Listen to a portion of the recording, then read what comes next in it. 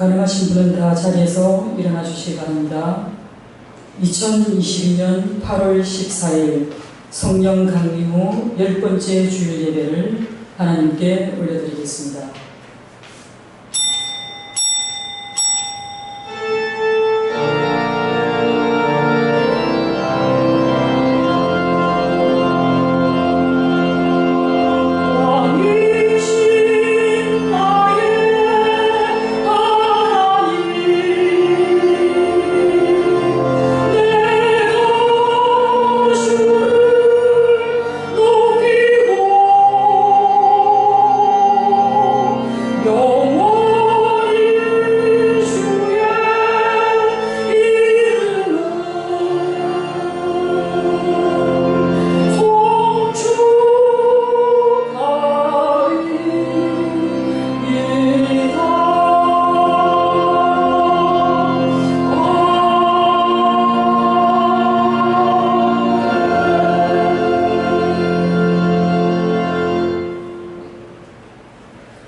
내가 무엇을 가지고 요 앞에 나가며 높으신 하나님께 경배할까? 사람아, 주께서 선한 것이 무엇임을 내게 보이셨나니 여호와께서 내게 구하는 것은 오직 정의를 행하며 인자를 사랑하며 겸손하게 내 하나님과 함께 행하는 것이 아니냐. 영광과 존귀와 권능을 받으시기에 합당하신 하나님, 이제 온 교회가 주님 앞에 예배를 드릴 때에 하늘 문을 여시고 우리의 예배를 받아 주시옵소서. 주님의 존전에 나와 예배하는 사랑하는 주의 백성들을 굽어 살피시며 한없는 은혜와 한없는 긍휼하심과 한없는 위로하심으로 우리의 마음을 만져 주시옵소서. 온 마음과 뜻과 정성을 다하여 주님께 예배하오니 주의 성령이 우리와 함께 하셔서 우리 주 예수 그리스도의 사랑과 하나님의 한없는 은혜에 감사하는 그런 자원하는 예배, 헌신하는 예배, 온 마음으로 산재물 되는 예배 되게 하옵소서. 예수님의 이름으로 기원하나이다. 아멘.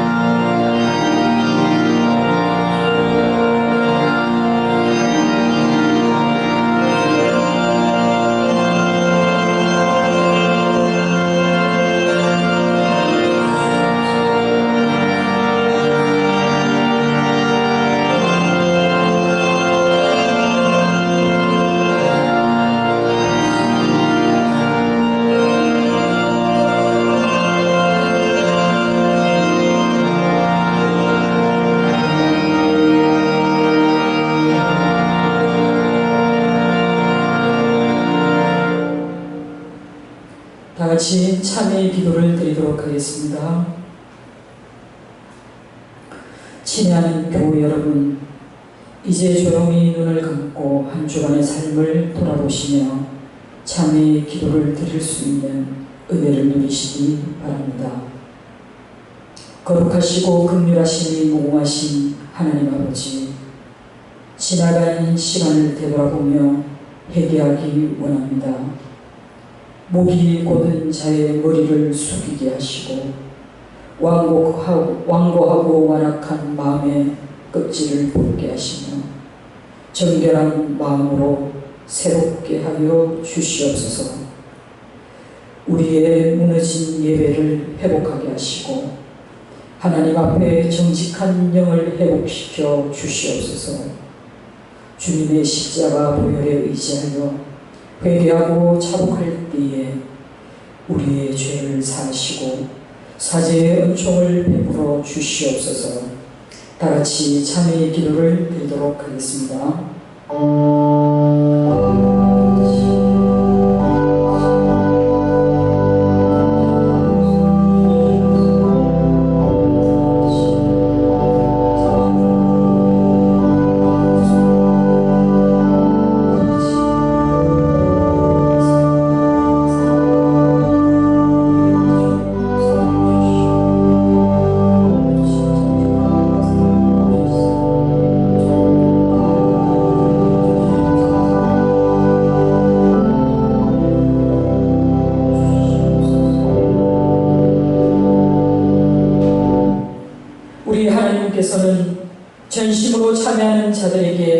사함의 은총을 베풀어 주시겠다 약속하셨습니다. 오라 우리가 서로 변론하자. 너희의 죄가 주홍 같을지라도 눈과 같이 희어질 것이요 진홍같이 붉을지라도 양털같이 희게 되리라 약속하신 말씀에 의거하여 우리의 죄가 사함을 얻었음을 확신합니다. 아멘. 다 같이 영광송 29장 찬양하도록 하겠습니다.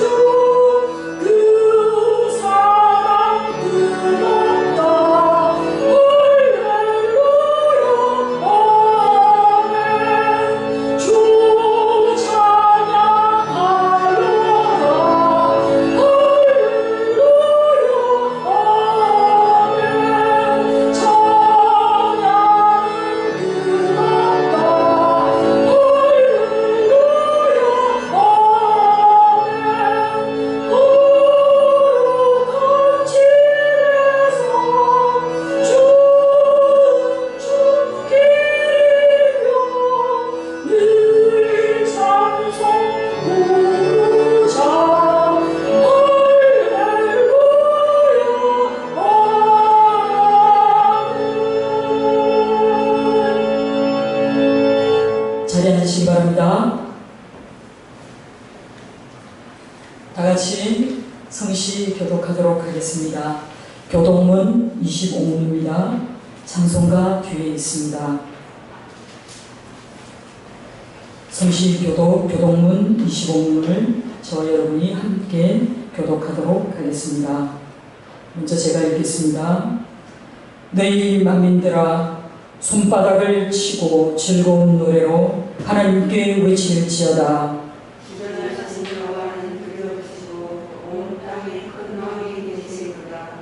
여호와께서 만민을 우리에게 나라들을 우리 발 아래 복종하게 하시며 우리를 위하여 태어를 택하시나니 곧 사랑하신 야곱의 영화로다. 하나님께서 즐거운 함성 중에 올라가시며 여호와께서 나팔 소리 중에 올라가시도다. 찬송하라 하나님을 찬송하라 찬송하라 우리 왕을 찬송하라. 하나님은 온 땅의 왕이시니라. 지혜의 시로 찬송할지어다. 하나님이 우리 백성을 다스리시며 하나님이 그의 거룩한 보좌에 앉으셨도다. 문 나라의 고관들이 모이며 아브라함의 하나님의 백성이 되도다. 세상의 모든 방패는 하나님의 것이며 그는 높임을 받으시리로다. 아멘. 사도신경으로 우리의 신앙을 고백하도록 하겠습니다.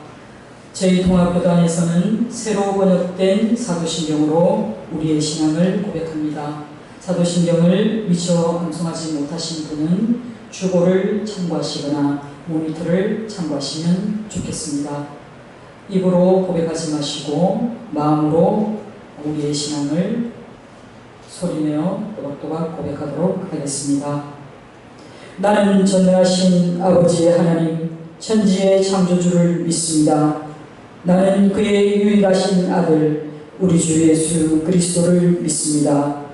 그는 성령으로 잉태되어 동정녀 마리아에게서 나시고 본디오 빌라도에게 고난을 받아 십자가에 못 박혀 죽으시고 장사된 지 사흘 만에 죽은 자 가운데서 다시 살아나셨으며 하늘에 오르시어 전능하신 아버지 하나님 우편에 앉아 계시다가 거기로부터 살아있는 자와 죽은 자를 심판하러 오십니다.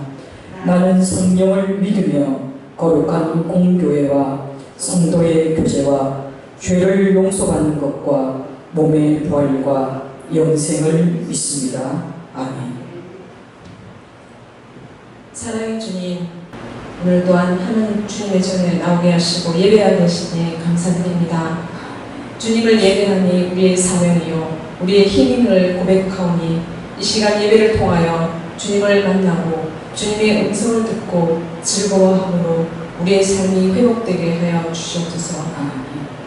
우리의 약함이 강함되게 하시고 우리의 힘과 능력을 자랑하고 의지하지 않게 하시고 오직 주님 앞에 온전히 내어드리는 삶으로 담대히 하나님 말씀에 순종하게 하셔서 우리의 생각을 뛰어넘어 놀라운 승리인 하나님의 역사를 체험하게 하옵소서. 세상의 강력함을 바라보고 어려운 조건들을 바라보며 쉽게 포기하고 낭망하고 절망하지 않게 하여 주시고 우리 앞에 일하시는 주님만을 신뢰하며 담대한 믿음으로 살아가게 하옵소서.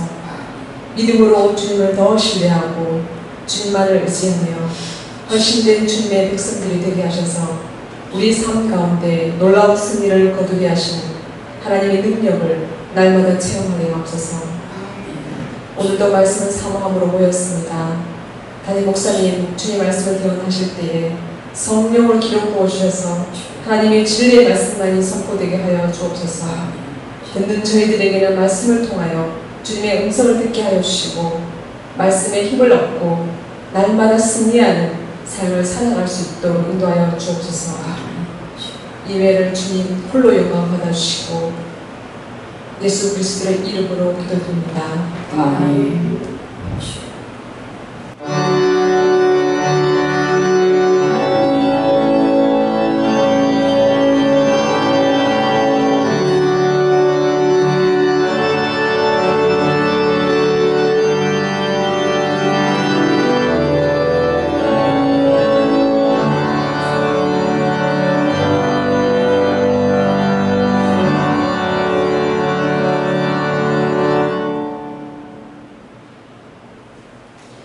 다 같이 찬송가 88장 찬양하겠습니다.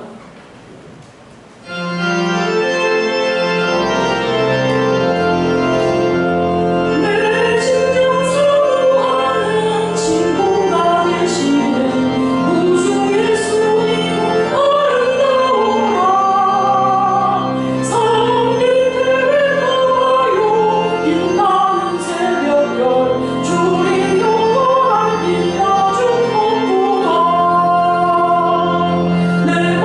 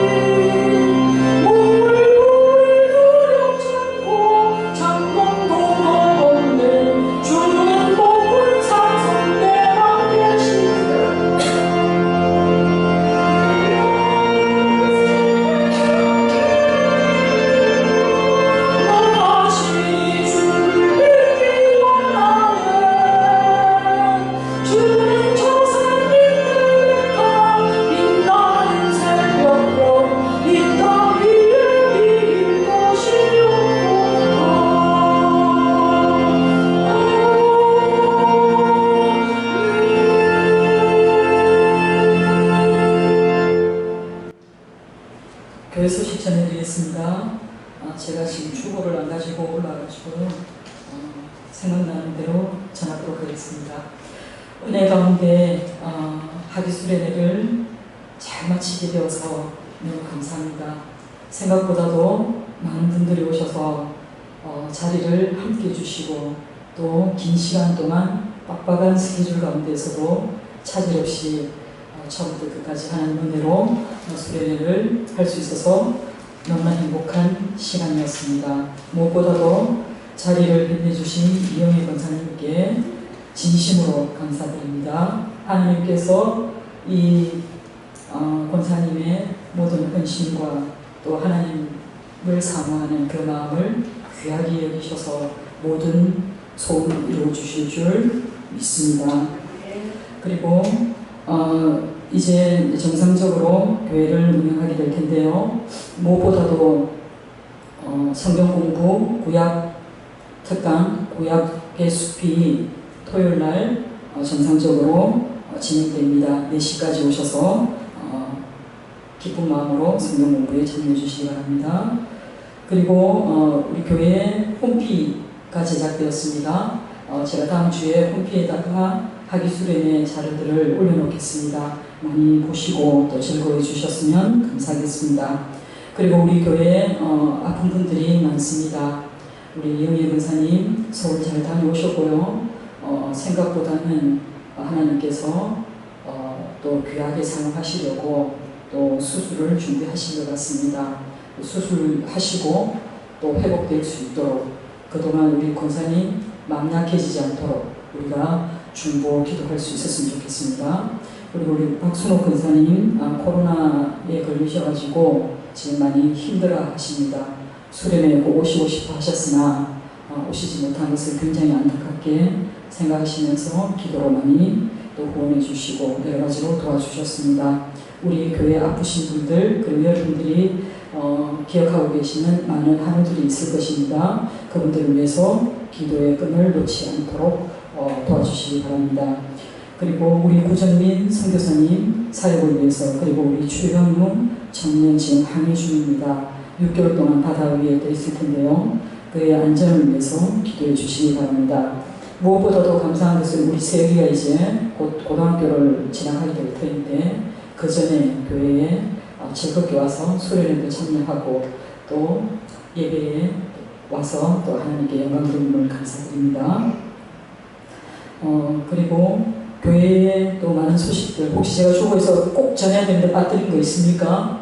없습니까? 자, 우리 교회 그 유튜브 영상 여러분 많이 공유해 주시고 또 많이 또 시청해 주셔서 우리 교회 순전한 교회 치는 우리 교회 예배 영상이 제일 상단에 뜰 수 있도록 여러분 많이 또 도와주시기 바랍니다. 자, 나머지 광고는 여러분 주보를 참고해 주시기 바랍니다. 이제 일어나셔서 하나님의 말씀을 받도록 하겠습니다. 가능하신 분은 다 자리에서 일어나 주시기 바랍니다. 하나님 말씀하여 주소서. 우리가 기도하리라. 이것은 하나님의 말씀입니다. 마태복음 16장 13절에서 20절 말씀을 저와 여러분이 한 절씩 교독하도록 하겠습니다. 20절 말씀은 같이 읽겠습니다. 마태복음 16장 13절에서 20절 말씀입니다. 제가 먼저 읽겠습니다. 예수께서 빌립보 가이사랴 지방에 이르러 제자들에게 물어 이르되 사람들이 인자를 누구라 하느냐. 이르되 그러는 세례 요한 그러는 엘리야 어떤 엘리야냐 선지자들이 하나라. 이르시되 너희는 나를 누구라 하느냐. 시몬 베드로가 대답하였되 주는 그리스도시요 살아계신 하나님의 아들이시니이다. 예수께서 대답하여 이르시되 바요나 시몬아 내가 복이 있도다. 이를 내게 알게 한 이는 혈육이 아니요 하늘에 계신 내 아버지시니라. 너도 내가 내게 이르노니 너는 베드로라. 내가 이 반석 위에 내 교회를 세우리니 음부의 권세가 이기지 못하리라. 내가 천국 열쇠를 내게 주리니 내가 땅에서 무엇이든지 매면 하늘에서도 매일 것이요 내가 땅에서 무엇이든지 풀면 하늘에서도 풀리리라 하시고 이에 제자들에게 경고하사 자기가 그리스도인 것을 아무에게도 이르지 말라 하시니라. 아멘. 하나님 감사합니다. 자리에 앉으시기 바랍니다.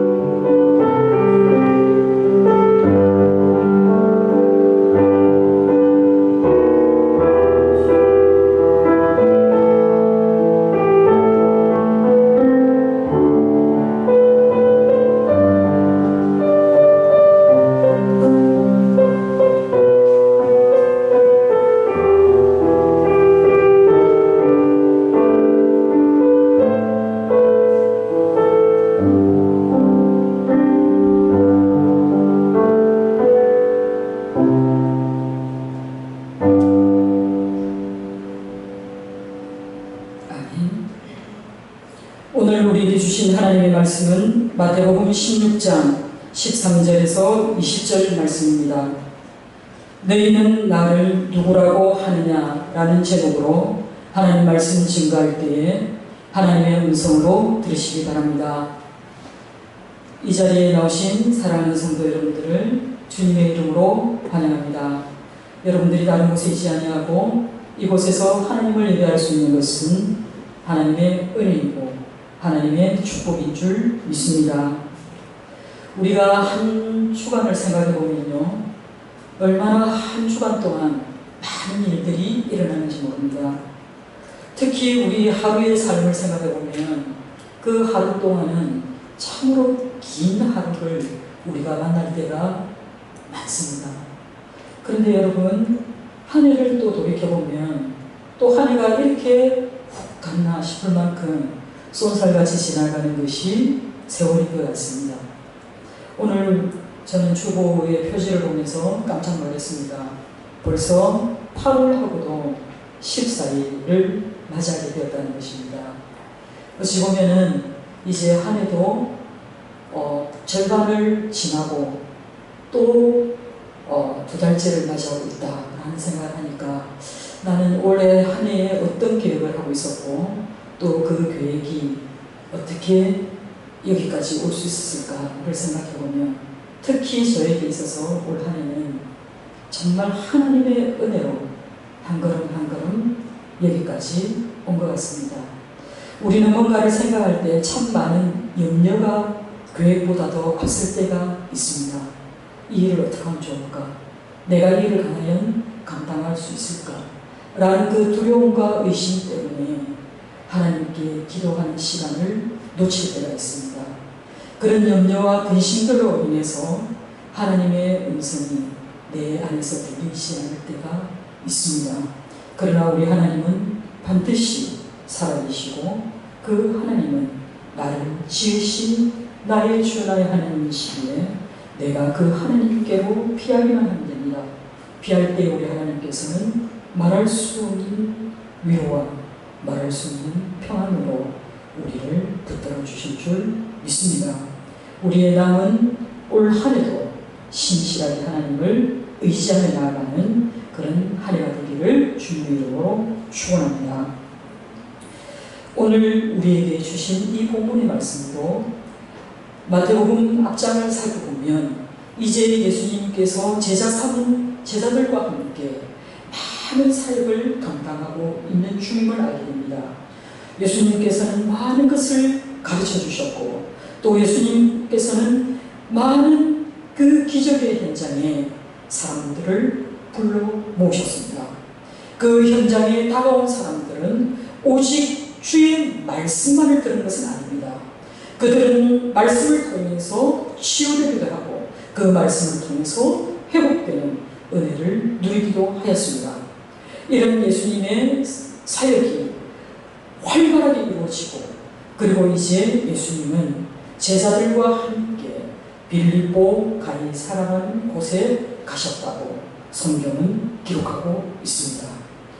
예수님께서 이 빌립보 가이사라에 왜 가셨는지에 대한 기록은 없습니다.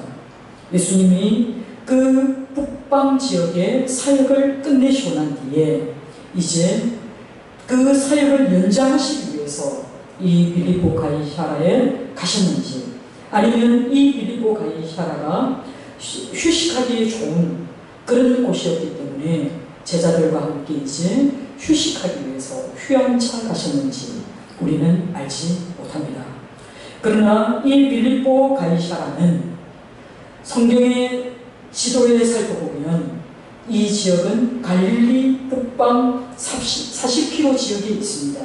그리고 그 위를 살펴보면요, 헐몬산, 헤르몬산이라고도 얘기합니다. 그 헤르몬산 그 완만한 자락에 이 빌립보 가이사라가 위치하고 있다는 것을 보게 됩니다. 이 헤르몬산, 이 헐몬산은 그 이스라엘의 주요한 젖줄기입니다. 그 발원지입니다. 거기서 녹아내린 많은 수자원들이 이제 갈릴리 호수로 요단강으로 사해로 흘러가는 그 지역이 바로 이 헐몬산인데요. 이 헐몬산 지역의 그 풍성한 수자원 때문에 이 팔레스타인 지역에서 이곳 바로 빌립보 가이사라는 가장 아름답고 또 풍성한 지역 중에 한 곳으로 손꼽혔습니다. 그런데 여기서 보면요, 빌립보 가이사라라고 그 지명이 기록되어 있는데, 이 말은, 이 가이사라라는 말이 무슨 말입니까? 이 가이사는요, 성경이 기록하고 있는 케사르, 그 로마인들이 황제를 지칭할 때 케사르라고 불렀던 그것을 성경은 가이사라고 표현합니다. 성경에서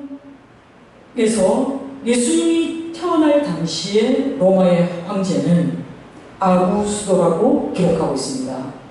이 아구스도는 누굽니까? 말 그대로 로마의 가장 위대한 황제 아우구스투스를 얘기합니다.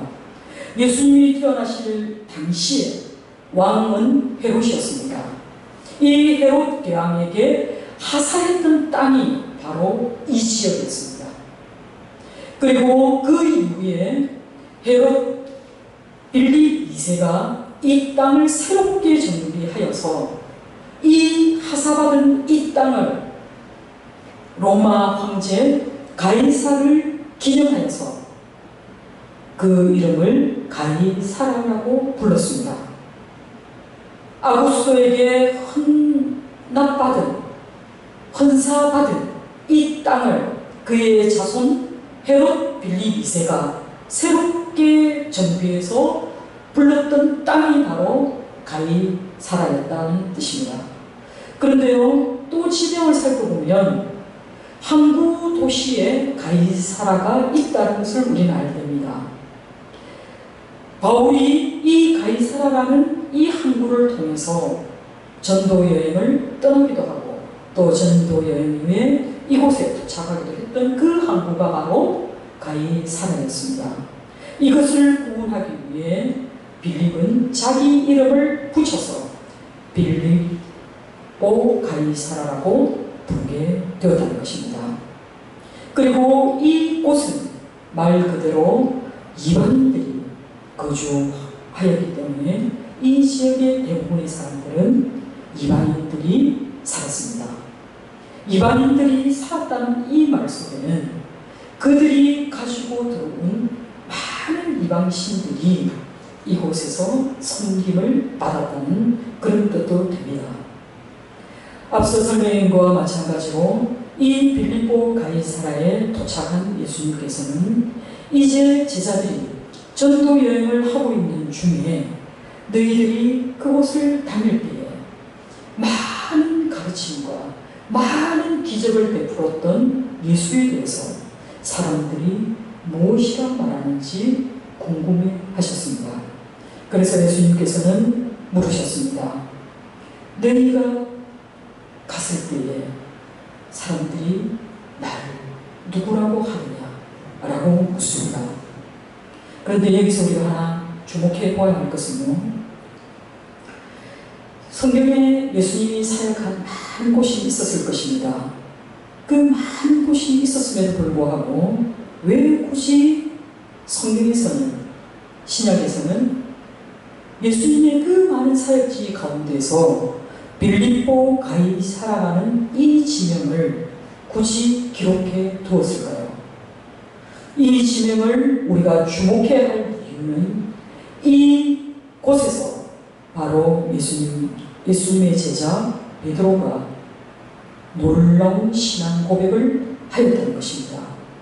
그 베드로의 신앙 고백 위에 우리 주님께서 교회를 세우시겠다 말씀하셨다는 것입니다. 그리고 3절에 마지막 20절에 말씀하신 것처럼 예수님께서는 자신이 그리스도임을 비밀리에 하시면서 이후에 그 제자들에게는 이제 고난받을 예수 그리스도를 예고하시는 것이 이 16장 이후에 일어나는 일들입니다.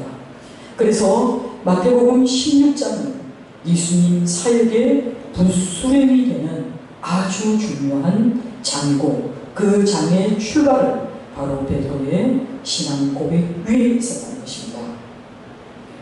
베드로의 신앙 고백이 있기 전에 예수님께서 제자들에게 물으셨을 때 제자들은 그들이 두루두루 다니면서 보았던, 그리고 전했던 그 현장에서 예수님을 뭐라고 대답하였는지를 예수님께 보고하게 됩니다.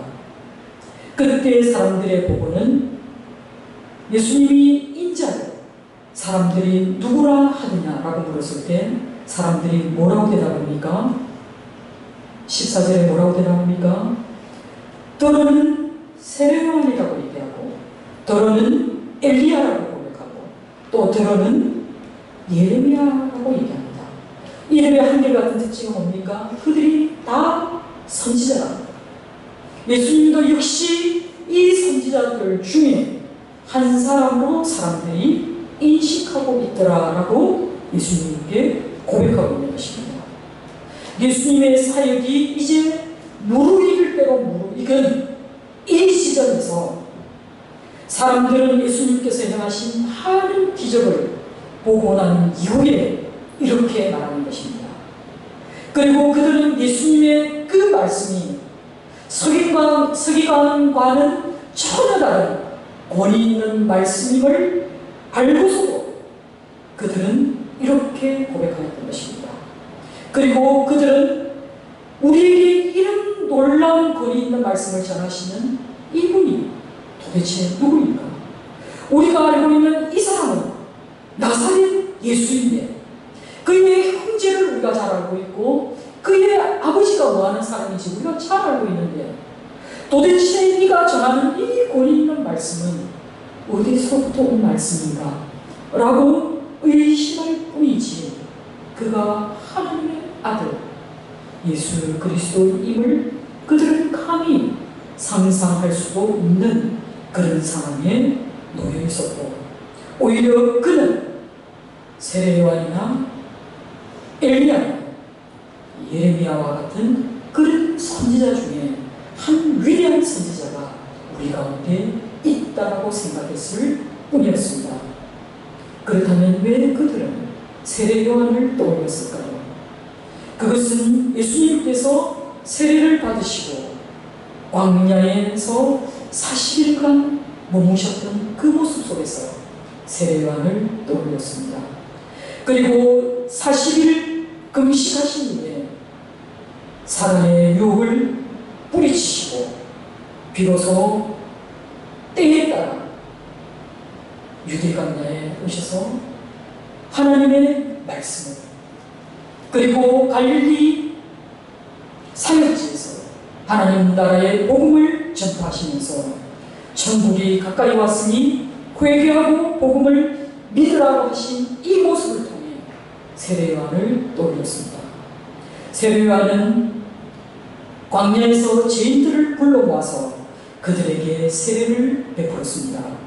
그리고 서기관들과 바리새인들을 그들에게 회개를 촉구하였으며 천국이 가까이 왔음을 선포하였던 그 세례 요한이 환생한 것처럼 예수님을 인식하였던 것입니다. 그래서 그들은 예수님을 보고 헤롯 안디바에 의해서 얼마 전에 처형당했던 그가 다시 우리에게 왔다라고 인식하였던 것이 바로 세례 요한입니다. 그래서 예수님의 모습을 세례 요한이라고 고백하는 것입니다. 또 어떤 사람은 예수님을 보고 엘리야라고 생각하였습니다. 메시아가 오시리라고, 메시아가 오기 전에 반드시 오실 것을 기대하게 했던 그 엘리야가 예수님이라고 생각했던 것입니다. 엘리야는 어떤 분입니까?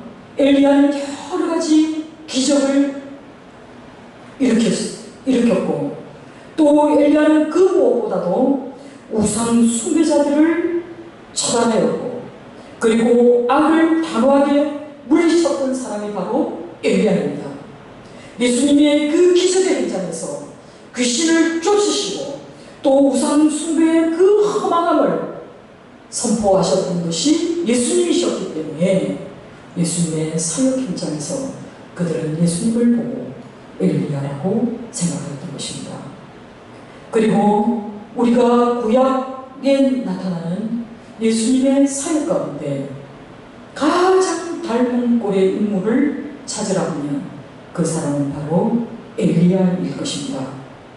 엘리야를 일컬어 우리는 눈물의 선지자라고 부를 만큼 엘리야는 감정적이고 또 감성이 굉장히 예민한 그런 인물 중에 한 사람입니다. 왜 사람들은 엘리야를 우리 주님 속에서 발견했을까요? 이것은 굉장히 중요한 단서입니다. 우리 주님이 사역하는 모든 현장에서 우리 주님은 많은 사람들을 긍휼히 여기셨다는 것입니다. 주님께 나오는 모든 사람들을 우리 주님은 지극히 불쌍히 여기셨다는 것입니다.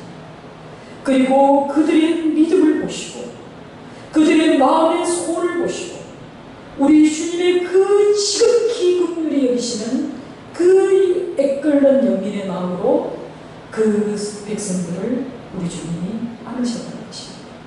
품으셨다는 것입니다. 그리고 그들에게 그들의 모든 아픔과 그들의 모든 근심을 우리 주님께서 해결해 주시는 이 모습을 보고 눈물로 그들 백성들을 위해 하나님께 간구하였던 그 엘리야를 우리 주님의 모습 속에서 보았다는 것입니다.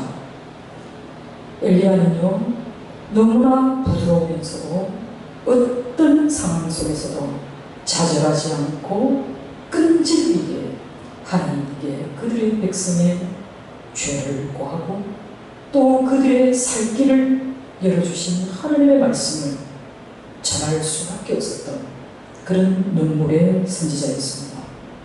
남유다 왕국의 다른 선지자들은 이스라엘의 부도덕함과 그리고 그 타락을 외면하였지만은 유다 왕국의 패망과 그리고 바벨론으로 포로로 끌려가야 할 것을 그 나라 그 백성이 멸망할 것을 전파할 수밖에 없는 것이 그의 사명이었던 엘리야의 심정은 얼마나 참담했겠습니까?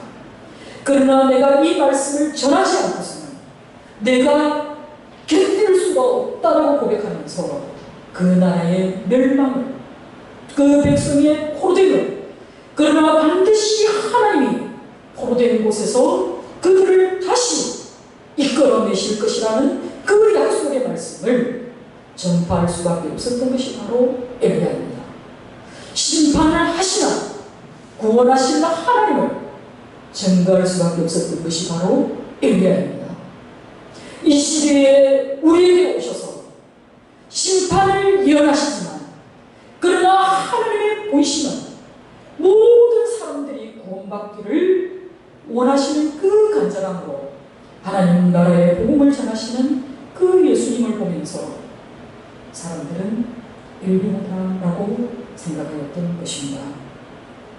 사랑하는 성도 여러분, 사람들이 얘기하는 것처럼 우리 주님은 엘리야나 예레미야나 세례요한과 같은 그런 분이 아닙니다.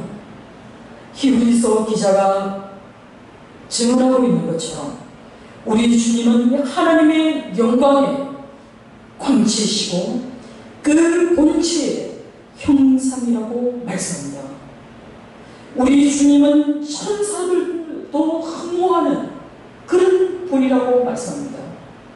우리 주님은 아브라함보다도 모세보다도 더 위대하신 분이기에 이분은 아브라함, 모세, 이스라엘 백성들이 추앙하고 존경하는 가장 위대한 지도자라고 생각하는 가장 위대한 조상이라고 생각하는 그분과는 비교조차 될 수 없는 그 하나님의 독생자 우리 주 예수 그리스도이신 만왕의 왕 만주의 주로 히브리서 기자가 기록하였던 것처럼 우리 주님은 그런 분이십니다.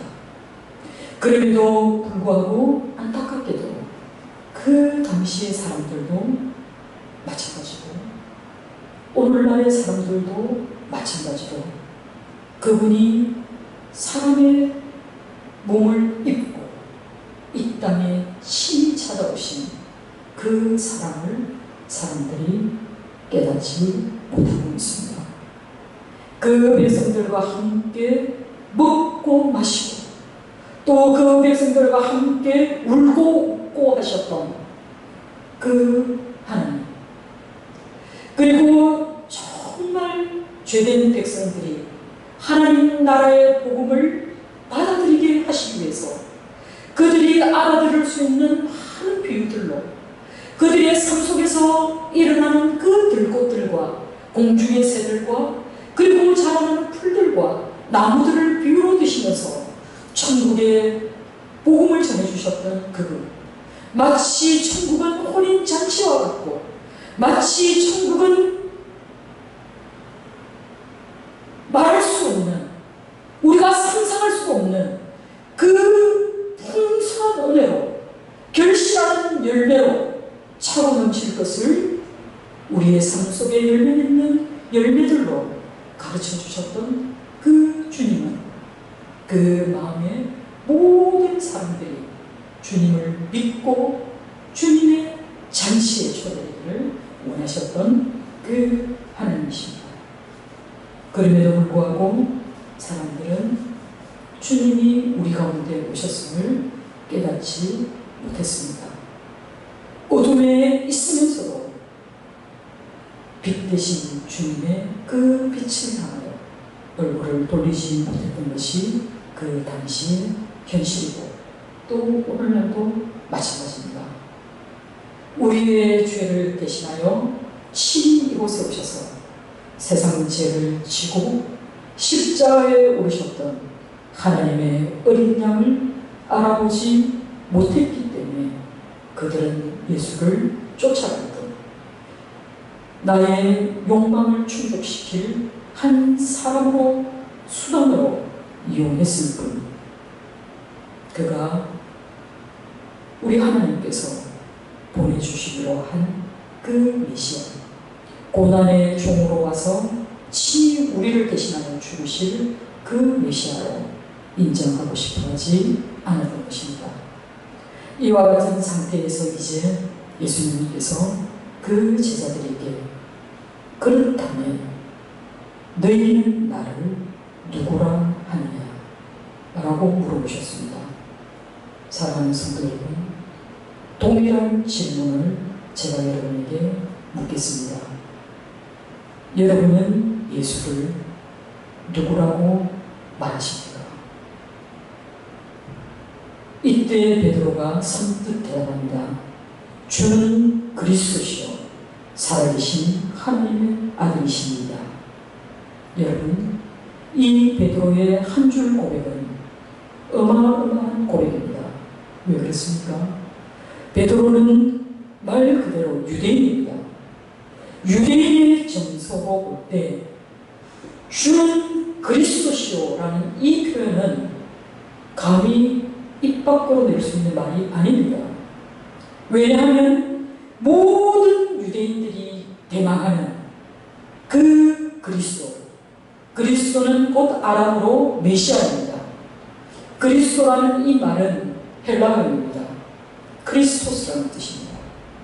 이 그리스도, 주는 메시아십니다라는 이 말은 그 당시의 모든 메시아를 허무는 그런 고백이기 때문에 그렇습니다. 유대인들이 기대했던 메시아는 어떤 메시아입니까? 그들의 기대하는 메시아는 고난을 받는 종으로 오는 메시아가 아니에요. 그들이 기대하는 메시아는 이제 로마의 압제로부터 그들을 해방시켜줄 다윗과 같은 그런 위대한 왕, 군사적으로 뛰어난 왕, 정치적으로 모든 것을 재한립시킬 그런 왕, 경제적으로나 사회적으로 그들에게 풍요를 가져다 줄 그런 물질적인 것들을 현묘하게 하는 그런 왕을 기대했을 뿐이지, 하나님의 말씀 따위가 필요 없고 하나님 나라의 복음 따위를 전할 그런 왕을 기대했던 것이 아닙니다. 근본적인 나의 죄 문제를 해결할 그런 것이 아니라 지금 나에게 당장에 필요한 그런 물질, 그런 떡을 가져다 줄 그 메시아를 기대했기 때문에 지금 베드로의 이 고백은, 주는 그리스도시오라는 이 고백은 그 당시 유대인들이 도무지 받아들일 수 없는 그 메시아감을 베드로가 고백했다는 것입니다. 그리고 그는 살아계신 하나님의 아들이라고 고백했다는 이 엄청난 고백은 이 마태복음에 기록되었던 이 기록의 대상자는 유대인입니다. 마태가 마태복음을 기록할 때는 이 복음서를 읽을 그 주 대상을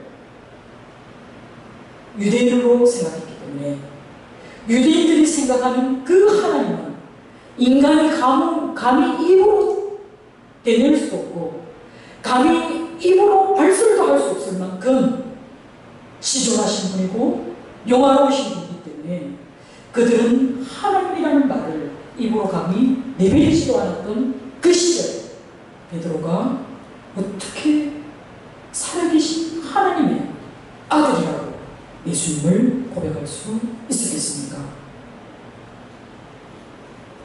베드로의 이 고백을 들은 예수님 스스로도 깜짝 놀라면서 그리고 너무 기뻐하시며 이렇게 말씀하십니다. 바요나 시몬아, 내가 복이 있도다 라고 말씀하십니다. 바요나 시몬아라는 말은 요나의 아들 시몬아 이 뜻입니다. 성경에 보면요, 베드로의 아버지 이름이 요한이라고 기록된 것도 있고 또 요나라고 기록된 것도 있습니다. 예수님은 요나의 아들 시몬아라고 얘기합니다. 요한의 아들 시몬아 같은 말입니다. 이렇게 얘기하시면서 그 베드로에게 너무 기뻐하시면서 말씀합니다. 그러면서 예수님께서 덧붙인 말씀을 잘 기억해야 합니다. 내게 알게 한 이는 혈육이 아니라고 얘기합니다. 그리고 누구라고 얘기합니까? 하늘에 계신 내 아버지시니라 라고 얘기합니다. 예수 그리스도가 누구신지를 알게 한 그분. 그래서 내가 내 입술로 얼떨결에 고백하긴 하였으나 그 고백의 근원은 바로 누구시다? 하나님이시라는 것입니다. 하나님이 깨닫게 하시고 하나님이 알게 하셨기 때문에 베드로가 이와 같은 고백을 할 수 있었다라고 얘기합니다.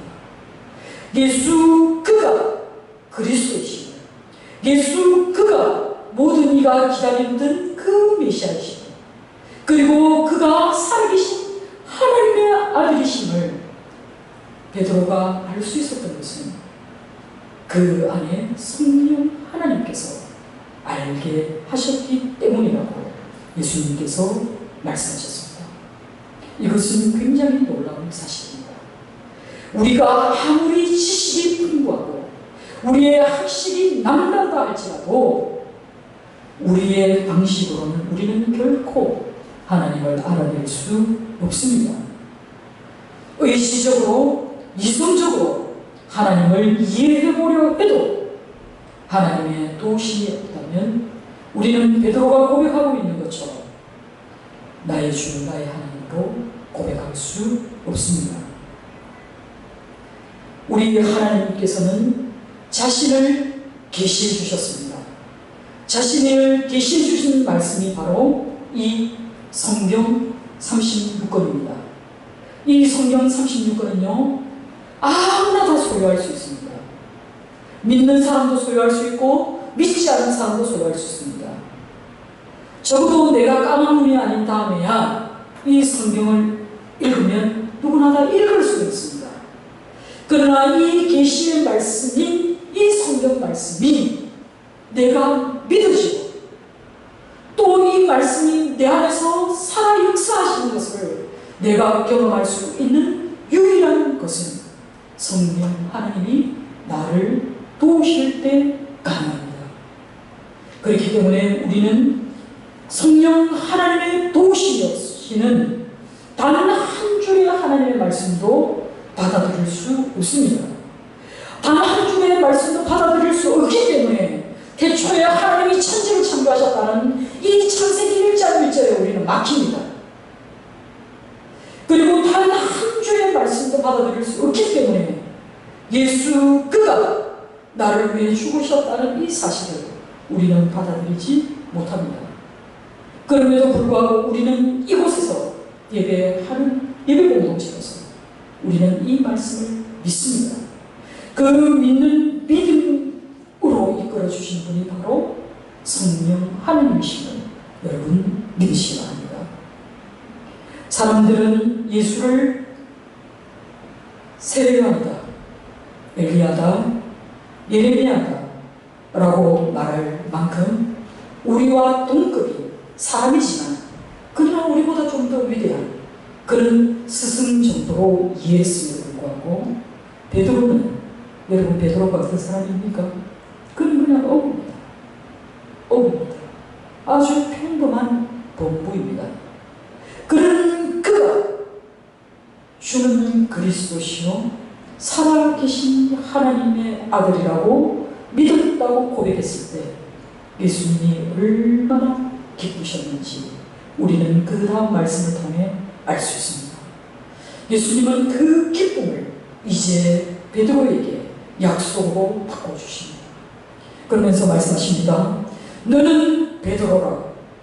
내가 이 반석 위에 내 교회를 세우리니 음부의 권세가 이기지 못하리라 약속하셨습니다. 18절 말씀을요 헬라어 원문으로 그대로 번역하면 너는 페트로스라. 내가 이 페트라 위에 내 교회를 세우리니 라고 말씀하십니다. 여러분 바위를 헬라어로 페트라라고 얘기합니다. 그런데 이 바위, 반석, 이 페트라는 여성 명사입니다. 우리말에는요 남성, 여성, 성을 구분하지 않습니다. 우리는 그저 하나의 명사로 그냥 사용합니다. 그런데 헬라어는 주어가 여성이면 동사도 여성으로 바꿔야 하고 또 모든 관사를 다 혹은 뒤에 따라 나온 조사들을 다 여성으로 바꿔야 합니다. 남성이면 어떻습니까? 또 다 바꿔 써야 됩니다. 그래서 어렵습니다. 페트라는 여성 명사입니다. 그렇기 때문에 예수님이 페트로라고 부르신 것입니다. 페트로는 남성 명사입니다. 베드로, 우리가 알고 있는 시몬이 남자이기 때문에 예수님이 페트라라고 하지 않고 페트로스라고 부른 것입니다. 그리고 페트라 위에, 그 반석 위에 내 교회를 세우시겠다 말씀한 것입니다. 여러분, 예수님께서 시몬이라는 이름 대신에 베드로, 즉 페트로스 위에 영광의 하나님의 교회, 우리 주님의 교회를 세우시겠다 말씀하셨습니다. 여기서 중요한 것은 이 교회가 아닙니다. 내 교회라고 얘기하셨습니다. 교회는 내 교회인 것입니다. 우리 주님의 교회인 것입니다. 여러분, 교회의 주인이 누구입니까? 접니까? 김영수 목사입니까? 아니면 성도 여러분입니까? 이 순전한 교회의 주인은 누구시다? 우리 주님이십니다. 우리 주님이 주인이시기에 우리는 종으로서 충실하면 됩니다. 우리 주님이 이 교회를 통해서 영광 받으시기 원하시기 때문에 종된 우리는 주님이 영광 받으실 수 있도록 헌신하고 봉사하는 자리에 있어야 됩니다. 우리는 이 교회를 주님께서 부탁한 청지기에 전하지 않기 때문에 우리는 청지기로서의 직분을 다하면 되는 것입니다. 여러분, 교회는 어떤 것을 교회라고 합니까? 우리가 주께서 세우신 이 교회는 우리 주님을 그리스도와 고백하는 사람들이 모인 것입니다. 우리 주께서 우리를 대신해서 십자가를 지셨으나 우리를 위하여 다시 부활하심을 믿는 사람들이 모인 것이 바로 우리 교회 공동체, 순전한 교회인 것입니다. 이런 신앙 고백 위에, 우리 성도들의 공동의 신앙을 고백하는 이 고백교회 위에 우리 순전한 교회가 이 지역에 든든히 세워졌음을 믿으시기 바랍니다.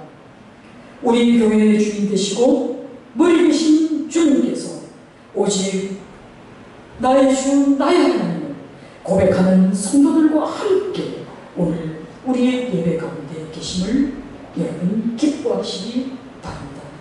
우리 주님이 이곳에 임재하셔서 우리와 함께 하실 때에, 또 우리가 이렇게 고백하고 나아갈 때에 우리 주님은 19절에 이렇게 얘기하십니다. 내가 천국 열쇠를 내게 주리니 내가 땅에서 무엇이든지 매면 하늘에서도 매일 것이요 내가 땅에서 무엇이든지 풀면 하늘에서도 풀리리라. 이 놀라운 약속의 말씀을 저와 여러분에게 그리고 우리 교회에 주셨습니다.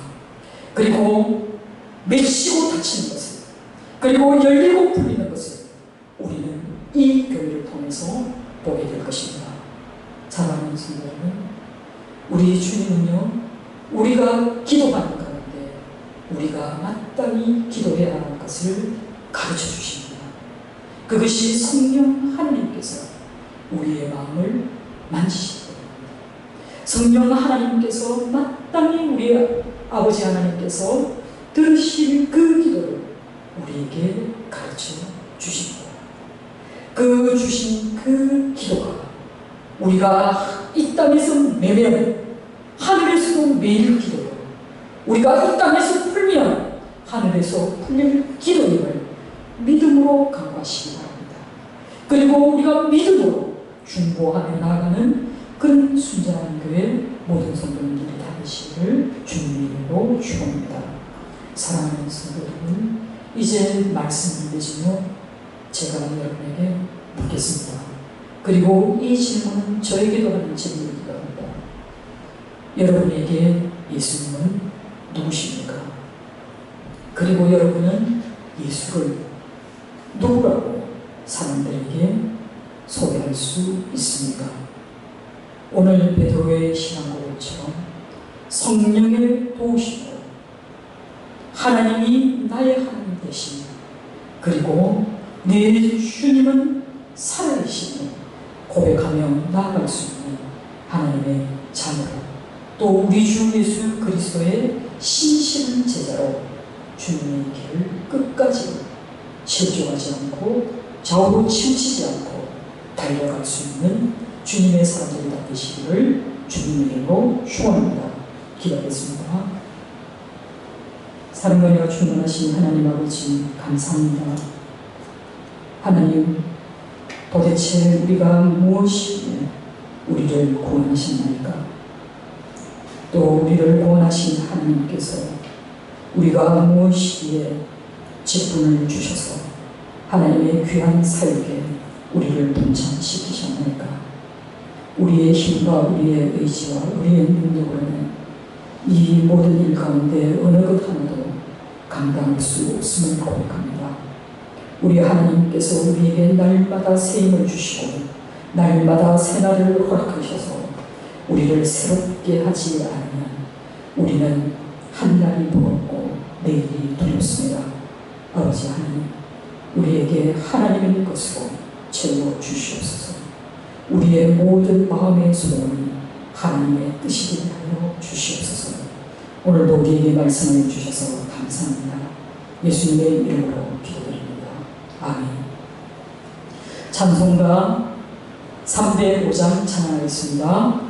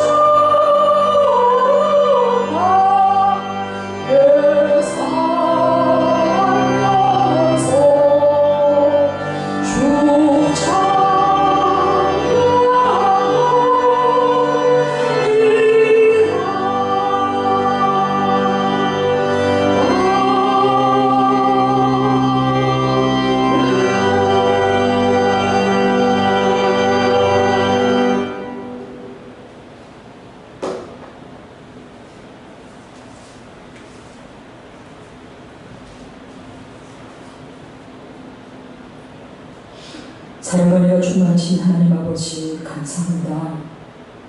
어느 것 하나도 하나님의 것이 아닌 것이었습니다. 우리의 호흡도, 우리의 날수도, 그리고 우리가 가졌다 생각하는 모든 것들이 하나님으로부터 온 것이 아닌 것이었습니다.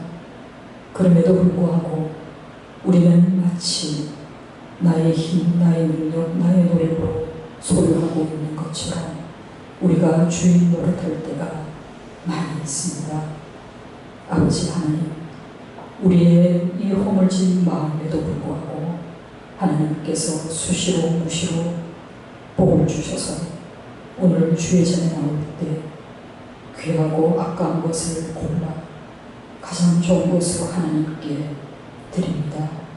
아버지 하나님, 이 물질의 많고 적음을 우리 하나님은 보시지 않으신 줄도 압니다. 이들의 마음 가운데 자원하는 마음과 감사하는 마음과 헌신하는 마음으로 주의 전에 이 예물을 올려드릴 때에 우리 하나님께서 30배, 60배, 100배의 계실로 놀라운 천국의 그 흔들어 넘치는 축복으로 이들의 삶을 넘치도록 축복해 주실 줄 믿습니다. 아버지 하나님, 물질이 부족하여 간구하는 주의 사람들에게 물질로 복을 내려주시고, 건강이 좋지 못해 낫기를 소원하며 기도하는 주의 백성에게 아버지 하나님 치료의 간성을 바라여 주시고, 마음 둘 곳을 알지 못하여 외로운 마음에 이곳저곳 떠도는 마음이 있다면 우리 하나님 친히 찾아가셔서 평안과 위로와 은혜를 더하여 주시옵소서. 우리 하나님께서는 우리에게 복을 주시기를 원하시고, 우리 하나님께서는 우리를 늘 지키시고 안위해 주시고 하나님의 신을 믿기에 신실하게 하나님을 의지하며 하나님께 우리의 헌신을 돌려드립니다. 아버지 하나님, 이 아침 이슬같이 짧은 세상에서 안개와 같이 쉬이 사라져버릴 이 땅에서 우리가 허망한 것 쫓아가지 않게 해주시고, 빛 대신 주님 영광의 하나님만을 바라보며 살아갈 수 있는 담대한 믿음을 주시옵소서. 우리 성도들 각 가정에 우리 하나님 소원을 알고 계십니다. 아버지 하나님, 이곳에 있지는 않지만 순전한 교회를 위해 헌신하는 많은 사람들이 있습니다. 그들의 소원의 항구로 인도하여 주시고, 그들의 마음에 더욱더 풍성한 은혜로 하나님께 날마다 감사의 제목들이 쌓여가게 하여 주시옵소서. 오직 우리의 삶 전체가 하나님을 영광되게 하는 삶이 되게 하여 주시옵소서. 오늘도 우리에게 좋은 것으로 먹여주시니 감사드립니다. 또 우리에게 좋은 곳으로 인도해 주신 그 하나님을 기대하게 해주셔서 감사합니다. 늘 축복하시고 늘 사랑하시고 늘 우리를 격려해 주시는 우리 주 예수 그리스도의 받들어 감사하며 기도드리옵나이다. 아멘.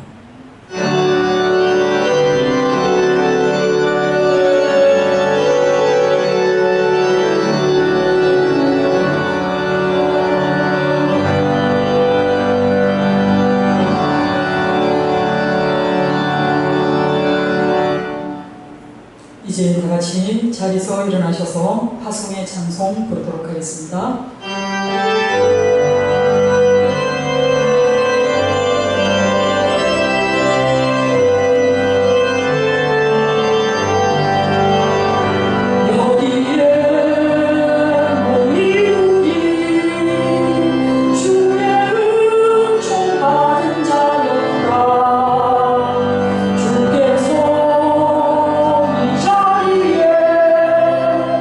함께 계시는